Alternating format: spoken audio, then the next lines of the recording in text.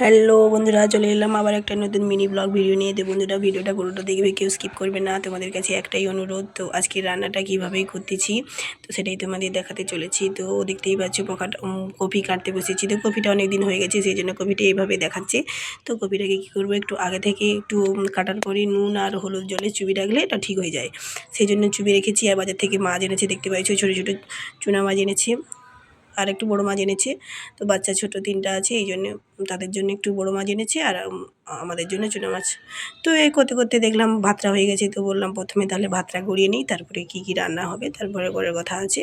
তো ফুলকপিটা কেটে রেখেছি, ওইটাকে নুন হলুদ জলে চুবিয়ে রেখেছি। ওইটাকে ভালো করে পরিষ্কার করে তারপরে তো ওটা রান্না করতে হবে না।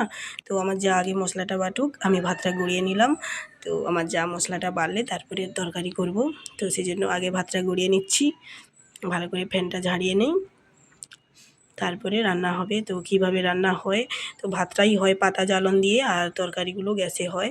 তো বেগুন ছেঁচকি করব, সেই পোকা বেগুনগুলোকে কি ফিকে দেওয়া যায়, তাই সেই জন্য পোকা বেগুনগুলোকেই ছেঁচকি করব। তো তুলে দিয়েছি, তো ছেঁচকিটা ভাজা হচ্ছে। তো বেগুন ছেঁচকিটা ভাজা হচ্ছে, আর ওদিকে আমার যা মশলা বাটতেছি।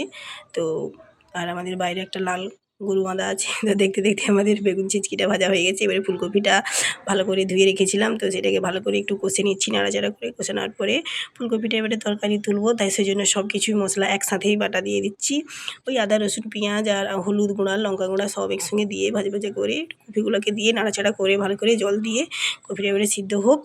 তো সেই জন্য কী করবো, ওটাকে একটু ঢাকা দিয়ে দেবো। তো দেখতে দেখতে এবার কপিটাও রান্না হয়ে গেল। তো এবারে কী করবো, যে মাছ ভাজবো। যে বাচ্চাদের জন্য 4 পিস মাছ এনেছে, বড় মাছ। তো ওইগুলোকে ভেজে দেবো, বাচ্চা খাবে। আর আমাদের চুনো মাছ আছে, তো আমরা চুনা মাছের ঝাল রান্না করবো।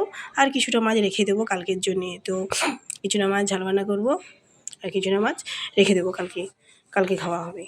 তো চুনা মাছগুলো ভাজা হচ্ছে। তো চুনা মাছ খেতে কার কার ভালো লাগে, কার কার ভালো লাগে আমাকে একটু কমেন্টে জানিও, কার কার চুনা মাছ ঝাল রান্না খেতে ভালো লাগে।